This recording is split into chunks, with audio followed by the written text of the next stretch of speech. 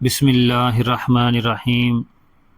حضرت اسحاق علیہ السلام حضرت ابراہیم علیہ السلام کے دوسرے بیٹے اور حضرت اسماعیل علیہ السلام کے باپ شریک بھائی تھے، یعنی حضرت اسماعیل علیہ السلام کی والدہ حضرت ہاجرہ علیہ السلام تھیں اور حضرت اسحاق کی والدہ حضرت سارہ علیہ السلام تھیں۔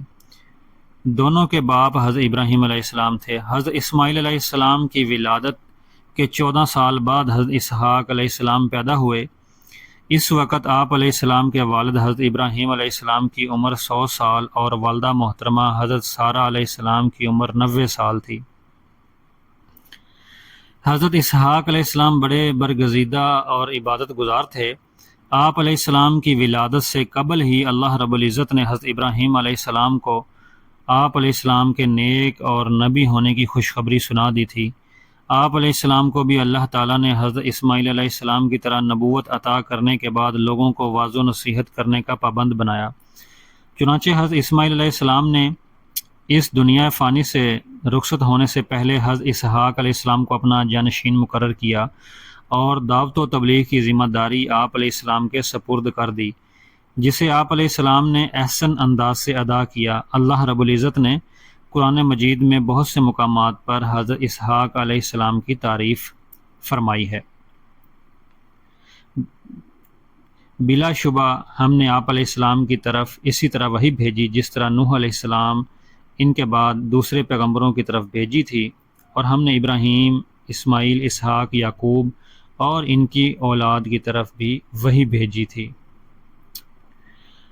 حضرت اسحاق علیہ السلام نے اپنے والد محترم حضرت ابراہیم علیہ السلام کی زندگی میں 40 سالہ عورت رفقہ بنت بتوائل سے شادی کر لی۔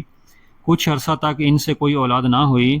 پھر آپ علیہ السلام نے اپنے باپ حضرت ابراہیم علیہ السلام کے نقش قدم پر چلتے ہوئے اللہ تعالیٰ سے اولاد کے حصول کے لیے دعا مانگی، تو اللہ تعالیٰ نے آپ علیہ السلام کی دعا قبول فرماتے ہوئے آپ علیہ السلام کو 2 بیٹے عطا فرمائے۔ آپ علیہ السلام کے ایک بیٹے کا نام عیس اور دوسرے کا یعقوب رکھا۔ عیس رومیوں کے جدامجد ہیں اور یعقوب بنی اسرائیل کے۔ حضرت ابراہیم علیہ السلام اپنے بڑے بیٹے حضرت اسماعیل علیہ السلام کو ساتھ لے کر مکہ مکرمہ میں اللہ تعالیٰ کا گھر بیت اللہ تعمیر کرنے کے بعد ملک شام جا کر رہائش اختیار کر لی۔ جب حضرت اسحاق علیہ السلام جوانی کی عمر کو پہنچے تو اللہ تعالیٰ کے حکم سے حضرت ابراہیم علیہ السلام نے اپنے دوسرے بیٹے حضرت اسحاق کو ساتھ لے کر وہاں بھی اللہ کا ایک گھر بیت المقدس بنایا، جو بیت اللہ کی طرح لوگوں کے لیے توجہ اور عبادت الہی کا مرکز ہے۔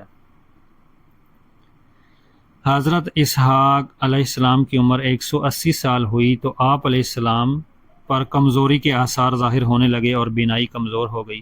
اسی کمزوری کے عالم میں ایک مرتبہ آپ علیہ السلام کی طبیعت کافی ناساز ہو گئی اور آپ علیہ السلام اس دنیا فانی سے رخصت ہو گئے۔ حضرت اسحاق علیہ السلام کو آپ کے بیٹوں عیس اور یعقوب علیہ السلام نے غسل و کفن دے کر حضرت ابراہیم علیہ السلام کے پہلو میں سپرد خاک کر دیا۔